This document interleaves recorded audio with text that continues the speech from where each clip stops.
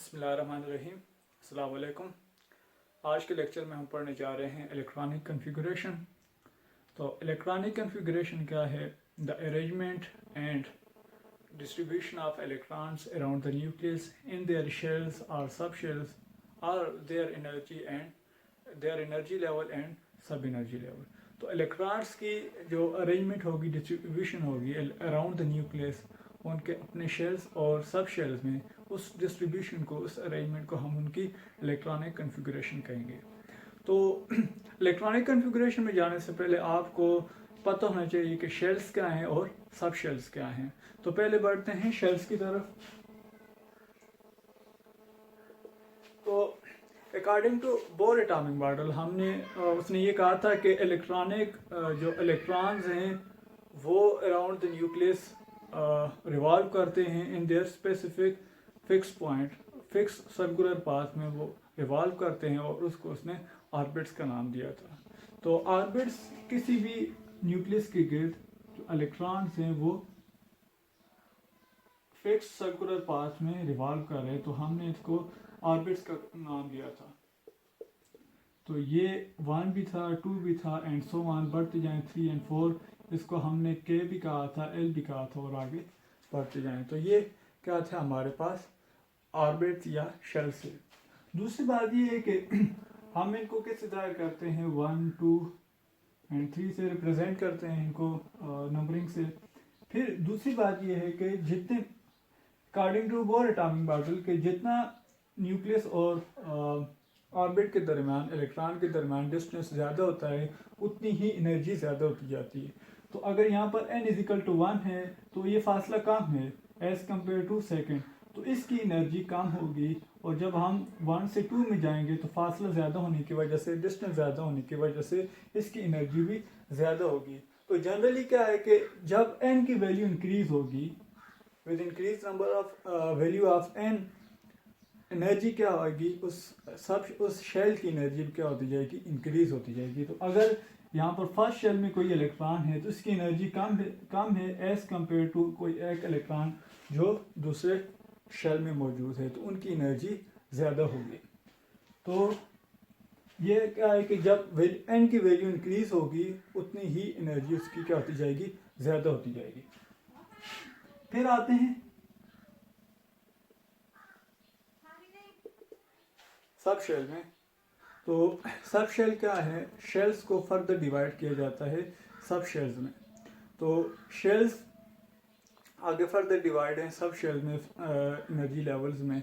तो there are 4 sub shells जिनको हम S, P, D and F कहते हैं, और इनका जो नाम है वो ये स्पेक्ट्रोस्कोपिक टर्म्स हैं। जब आप किसी भी एटम का स्पेक्ट्रा लेंगे तो उनकी जो लाइन बनती हैं वो शार्प भी हो सकती हैं, प्रिंसिपल्स हो सकती हैं, डिफ्यूज्ड हो सकती हैं। तो उनकी बुनियाद पर उन्होंने नाम दिया S, P, D and F। तो there are 4 sub shell S, P, D and F। तो S stand for sharp, P for principal, D for diffused and F for fundamental। तो ये 4 सब शेल्स हैं। तो इसमें मैक्सिमम 2 इलेक्ट्रॉन ऑक्यूपाई हो सकते हैं। इसमें P सब शेल में मैक्सिमम 6 इलेक्ट्रॉन अकोमोडेट हो सकते हैं, डिफ्यूज में मैक्सिमम 10 इलेक्ट्रॉन और फंडामेंटल में मैक्सिमम 14 इलेक्ट्रॉन। अब इनकी अगर शेप की तरफ आएँ तो यहाँ पर हम S और P की अगर शेप को डिस्कस करें तो S ऑर्बिट सब शेल की जो एनर्जी होगी वो स्फेरिकल होगी, स्फेरिकल इसकी शेप होती है। और प्रिंसिपल जो सब शेल है वो आगे फर्दर 3 ऑर्बिटल्स में डिवाइडेड होता है, Px, Py एंड Pz। तो उसकी जो डिस्ट्रीब्यूशन Px, Py, Pz, चूँकि हम इलेक्ट्रॉन जो है ये 3 डायमेंशन स्पेस में होते हैं, तो ये एक्सेस में जब इलेक्ट्रॉन x एक्सेस के अलॉन्ग होगा P सब शेल में तो हम इसको Px कहेंगे, जब वो Py में होगा तो हम उसको जब y एक्सिस के अलॉन्ग होगा तो पी वाई, और इसी तरह से जब z में होगा तो हम पी जेड इसको कहेंगे। तो पी सब शेल की जो शेप होगी वो डबल शेप होती है। तो अगर ये एक्स एक्सिस के अलॉन्ग होगा, लेट्स सपोज मैं कोऑर्डिनेट ड्रा करता हूँ एक्स वाई और जेड, तो जब ये एक्स एक्सिस के अलॉन्ग होगा तो पी एक्स, फिर जब ये पी वाई के अलॉन्ग होगा तो पी वाई, और जब ये पी जेड के अलॉन्ग होगा तो पी जेड कहलाएगा। तो ये क्या है, जेड एक्सिस के अलॉन्ग है। तो जब इन तीनों को हम मिलाएंगे पी एक्स पी वाई और पी जेड में, तो जो पी सब शेल की ओवरऑल जो शेप बनेगी वो कुछ इस तरह से होगी। और ये क्योंकि ये 3 डायमेंशन में है तो ये इसको थोड़ा सा ड्रा करना 3 डायमेंशन में, तो इसका मतलब ये कि ये साइडों पर हैं, ये ऊपर और नीचे हैं, और ये बैकवर्ड है और ये आपकी तरफ पॉइंटेड है, तो ये फ्रंट पर है। तो इस तरह से ये पी सब शेल की शेप है। तो हमने ये क्या देखा है कि पी सब शेल्स को हम किस में डिवाइड करते हैं, सब शेल्स में। तो there are 4 sub shells P S P D and F. S में कितने इलेक्ट्रॉन आ सकते हैं, मैक्सिमम 2, पी में 6, डी में 10 और एफ में 14 मैक्सिमम इलेक्ट्रॉन ऑक्युपाई हो सकते हैं।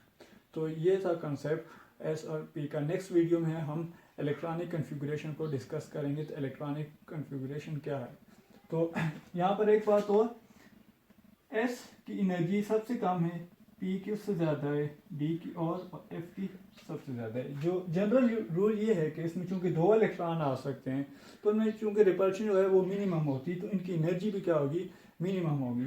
पी में 6 इलेक्ट्रॉन आ सकते हैं, तो ऑब्वियसली जब 6 इलेक्ट्रॉन होंगे तो उनमें रिपल्शन ज़्यादा होगी। तो इस वजह से ये क्या करते हैं, इनमें इसकी एनर्जी जो है एस कंपेयर टू एस ज़्यादा है। इसी तरह डी में 10 इलेक्ट्रॉन आ सकते हैं, तो जब 10 इलेक्ट्रॉन होंगे तो उनकी रिपल्शन ज़्यादा होगी।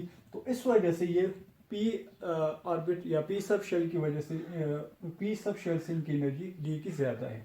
और इसी तरह एफ में मैक्सिमम इलेक्ट्रॉन सबसे ज़्यादा आते हैं तो इसकी एनर्जी सबसे ज़्यादा है। तो जनरल रूल हमने 2 पढ़े हैं सब शेल और शेल में। अगर एन की वैल्यू ज़्यादा होती है तो एनर्जी ज़्यादा होगी, और अगर हम सब शेल की बात करें तो एस की एनर्जी कम है, फिर पी की ज़्यादा है, फिर डी की ज़्यादा है, और फिर एफ की। इन रूल्स को हम यूज़ करेंगे आगे इलेक्ट्रॉनिक कन्फिगरेशन में, हमने किस तरह से इलेक्ट्रॉन्स को अरेंज करना है।